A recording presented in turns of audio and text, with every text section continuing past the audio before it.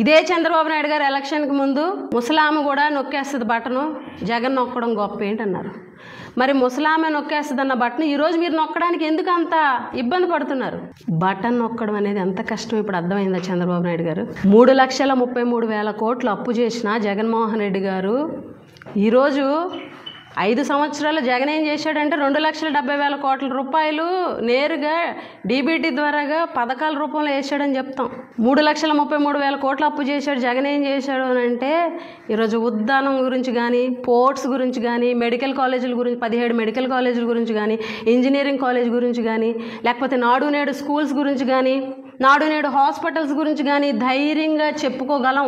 వైఎస్ఆర్ కాంగ్రెస్ పార్టీలో ఉన్న ప్రతి కార్యకర్త జగన్మోహన్ రెడ్డి 5 సంవత్సరాలు ఏం చేశాడనంటే ప్రతి కార్యకర్త కాలర్ ఎగరేసుకొని జగన్మోహన్ రెడ్డి గారు ఇదిగో ఇది చేశారు 5 సంవత్సరాలు అని చెప్పే ధైర్యం జగనన్న మాకు ఇచ్చారు.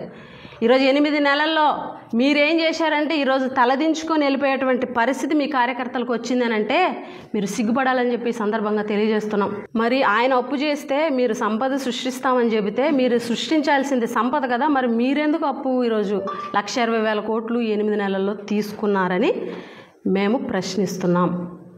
మీరు ఎలక్షన్ ముందు ఇచ్చినటువంటి హామీలు సూపర్ 6, తల్లికి వందనం, 20 లక్షల ఉద్యోగాలు, లేకపోతే నిరుద్యోగ భృతి 3,000 రూపాయలు, అదేవిధంగా దీపం పథకం, సిలిండర్ ఇస్తాను, ఉచిత 3 సిలిండర్లు ఇస్తానని చెప్పి, ఉచిత బస్సు ఇస్తానని చెప్పి, తల్లికి వందనం అని చెప్పి ప్రతి ఇంట్లో చదువుతున్న ప్రతి బిడ్డకి 15,000 రూపాయలు ఇస్తానని చెప్పి, ప్రతి మహిళకు 18 ఏళ్ళు నిండినటువంటి ప్రతి మహిళకు 1,500 రూపాయలు ఇస్తానని చెప్పి ఇలా సూపర్ 6 పథకాలు ఎలక్షన్ ముందు చెప్పి మేము సంపద సృష్టించి ఇవన్నీ చేస్తామని గతంలో చెప్పి ఈరోజు అప్పులు చేస్తూ ఇప్పుడు మళ్ళీ ఏం చెప్తున్నారు? సంపద సృష్టించిన తర్వాతే మేము పథకాలు అమలు చేస్తామంటున్నారు. అయితే రాష్ట్రాన్ని గాడిలో పెట్టాలట, అభివృద్ధి చేయాలట, సంపద సృష్టించాలట, అప్పుడు పథకాలు ఇవ్వాలట. అంటే చంద్రబాబు నాయుడు గారు ఎన్నో సందర్భాల్లో విజన్ 2047 అంటున్నారు. అంటే 2047లో అప్పటికి సంపద సృష్టించి అప్పటికి పథకాలు ఇస్తారా? ఎలక్షన్కి ముందు రాష్ట్రం అప్పులు తెలీదా?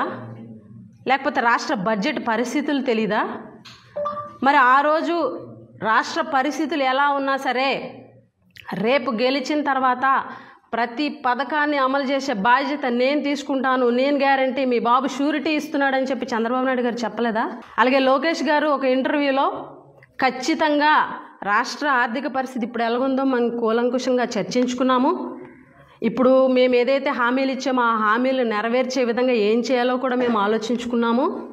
అన్నీ తెలిసే ఈరోజు మేము ఈ మేనిఫెస్టోని పెట్టాము. రేపొద్దున మా గవర్నమెంట్ వచ్చిన తర్వాత మేము నెరవేర్చకపోతే సామాన్యుడు ఎవరైనా సరే మా చొక్కా కాలర్ పట్టుకొని మమ్మల్ని నిలదీసేలాగా మా ప్రభుత్వం ఉంటుంది అని చెప్పి లోకేష్ గారు చెప్పలేదా? ఈరోజు మీరు చెప్పినటువంటి ఏదైతే జగన్మోహన్ రెడ్డి గారు 14 లక్షల కోట్లు అప్పు చేశారని చెప్పారు.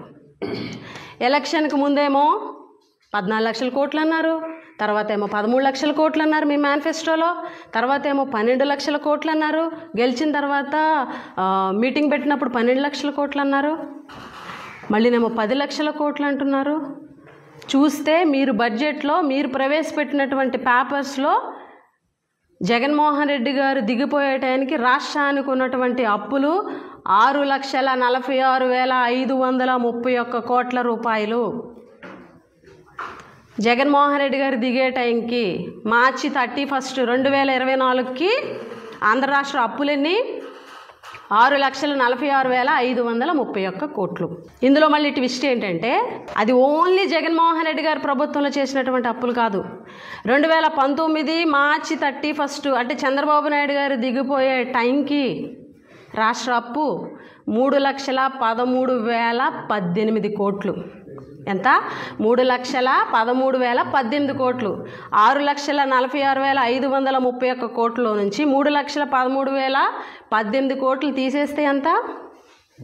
3,33,513 కోట్ల రూపాయలు. అంటే జగన్మోహన్ రెడ్డి గారి ప్రభుత్వంలో 5 సంవత్సరాల్లో జగన్ గారు చేసినటువంటి అప్పు 3,33,513 కోట్లు మాత్రమే. అది కూడా budgetary loans, non budgetary loans కలిపి. అయితే మీరు చెప్పిన 14 లక్షల కోట్లు అప్పు ఎక్కడా? 10 లక్షల కోట్లు ఎక్కడా? 12 లక్షలు ఎక్కడా? మీరు ఇచ్చినటువంటి బడ్జెట్ పేపర్స్లోనే 6,46,000 కోట్ల రూపాయలు. మీరు ఇచ్చినటువంటి బడ్జెటే కదా ఇది. మీరు ఇచ్చినటువంటి బడ్జెటే కదా. ఈ బడ్జెట్లోనే పయ్యావుల కేశవ్ గారు ఫినాన్స్ మినిస్టర్ గారు చెప్పినటువంటి లెక్కలే కదా. 6,46,000 కోట్ల రూపాయలు అప్పు జగన్మోహన్ రెడ్డి గారు దిగిపోయే టైంకి, అంటే 2024 మార్చి 31కి చంద్రబాబు నాయుడు గారు ఉన్నప్పుడు చేసినటువంటి అప్పు 3,13,018 కోట్ల రూపాయలు. అంటే జగన్మోహన్ రెడ్డి గారి విషయంలో, అప్పుల విషయంలో మీరు చెప్పింది 100% తప్పు. అబద్ధాలు చెప్పారు. ఎలక్షన్ ముందు పచ్చి అబద్ధాలు చెప్పి ప్రజల్ని మోసం చేసి పథకాలని చెప్పి జగన్ కన్నా ఎక్కువ ఇస్తామని చెప్పేసి అబద్ధాలు చెప్పి అధికారంలోకి వచ్చారు. ఈరోజు అధికారంలోకి వచ్చిన వెంటనే 2 నెలల్లోనే, జూలై నెలల్లోనే బడ్జెట్ సమావేశాల్లో చూస్తే భయమేస్తుంది, ఖజానాను చూస్తే భయమేస్తుంది. పథకాలు ఇవ్వలేని ఆ రోజు నుంచి స్టార్ట్ చేశారు. ఇదే జగన్మోహన్ రెడ్డి గారు కరోనా లాంటి సంక్షోభంలో కూడా ఈ రాష్ట్రంలో, కరోనా అనేది ప్రపంచంలో అన్ని దేశాల్లో వచ్చింది, మన దేశంలో ఉన్న అన్ని రాష్ట్రాల్లో కూడా కరోనా వచ్చింది. కరోనా అనేది ఒక ఆర్థిక సంక్షోభాన్ని తీసుకొచ్చింది. అటువంటి పరిస్థితుల్లో కూడా ఉద్యోగుల జీతాల్లో కోత వేయలే. అటువంటి పరిస్థితుల్లో కూడా ప్రజలకి ఇచ్చినటువంటి ప్రతి ఒక్క పథకాన్ని కూడా ఇస్తానన్న టైంలో, ఇవ్వాలన్న టైంలోనే నేరుగా ఒక బటన్ నొక్కి వాళ్ళ అకౌంట్లో వేయడం జరిగింది. అయితే సమర్థవంతమైనటువంటి ముఖ్యమంత్రి ఎవరు? జగన్మోహన్ రెడ్డి గారా, చంద్రబాబు నాయుడు గారా? అటువంటి కరోనా వచ్చి అంత సంక్షోభంలో కూడా ఒక్క పథకాన్ని ఆపలే. ఇచ్చినటువంటి మాటకి కట్టుబడి ప్రతి ఒక్క హామీని కూడా నెరవేర్చినటువంటి ముఖ్యమంత్రి, గత ముఖ్యమంత్రి వైఎస్ జగన్మోహన్ రెడ్డి గారు. ఈరోజు ఎటువంటి సంక్షోభం లేకుండా, ఎటువంటి ఆర్థిక సంక్షోభం లేకుండా, కరోనా లాంటి విపత్తులు ఏవి లేకపోయినా కూడా ఈరోజు వచ్చిన 8 నెలల్లోనే పథకాలు ఇవ్వాల్సి వస్తుందని, హామీలు నెరవేర్చాల్సి వస్తుందని ఈరోజు కట్టుకథలు చెప్పి జగన్మోహన్ రెడ్డి గారి మీద నింద వేసేటువంటి ప్రయత్నం చేస్తే ప్రజలు నమ్ముతారనుకోవడం మీ అవివేకం. జగన్మోహన్ రెడ్డి గారు ఏ ఆటంకం లేకుండా సంక్షేమ పథకాలు ఇవ్వడం జరిగింది. ఇయర్కి 70,000 కోట్ల రూపాయలు ఖర్చు జరిగింది జగన్మోహన్ రెడ్డి గారి ప్రభుత్వంలో. వీళ్ళు ప్రకటించింది ఎంతో తెలుసా? ఎలక్షన్ టైంలో మేము వస్తే మా ప్రభుత్వంలో డబ్బులు ఇస్తానన్నాం కదా అని చెప్పి వీళ్ళ పథకాలకి ప్రతి సంవత్సరం అయ్యేటువంటి ఖర్చు 1,20,000 కోట్లు. అది కాక హెల్త్, ఆరోగ్యశ్రీ, 104 వాటి మెయింటెనెన్స్లు అన్నీ కలిపి అదొక 20,000 కోట్లు. అంటే 1,50,000 కోట్ల రూపాయలు ప్రజల కోసం ఇచ్చినటువంటి హామీల కోసం మేము ఖర్చు పెడతామని చెప్పేసి ఎలక్షన్ ముందు చెప్పి ఈరోజు చేతులు ఎత్తేశారు. జగన్మోహన్ రెడ్డి గారు స్ట్రైట్గా ప్రజలకే, నేను గెలుపు కోసం లేకపోతే అధికారం కోసం మీకు అబద్ధం చెప్పను, చేయగలిగేవి మాత్రమే చెబుతాను, మీకు చేసే పథకాలు మాత్రమే, అమలు చేసే పథకాలు మాత్రమే చెప్తాను అని చెప్పి ఆయన మేనిఫెస్టోని రిలీజ్ చేయడం జరిగింది. కానీ మీరు నోటికి వచ్చినట్టు ఎంత కావాలంటే అంత, ఎన్ని లక్షల కోట్లైనా పర్వాలే, మేము అన్ని హామీలు నెరవేరుస్తామని చెప్పి కూటమి నాయకులు పవన్ కళ్యాణ్ గారు, చంద్రబాబు నాయుడు గారు, లోకేష్ గారు ఆ రోజు అందుకే భయపడే మా బీజేపీ వాళ్ళు మేము మేనిఫెస్టో మేము అసలు టచ్ కూడా చేయమని చెప్పారు. ఈరోజు చూస్తే ప్రజలు ఈ కళ్ళతోటి ఎదురు చూస్తుంటే ఈరోజు అధికారంలోకి వచ్చి ఒక్క మాటతో చేతులు ఎత్తేసారు. నేను సంపద సృష్టిస్తాను. ఎప్పుడు సృష్టిస్తారు సంపద?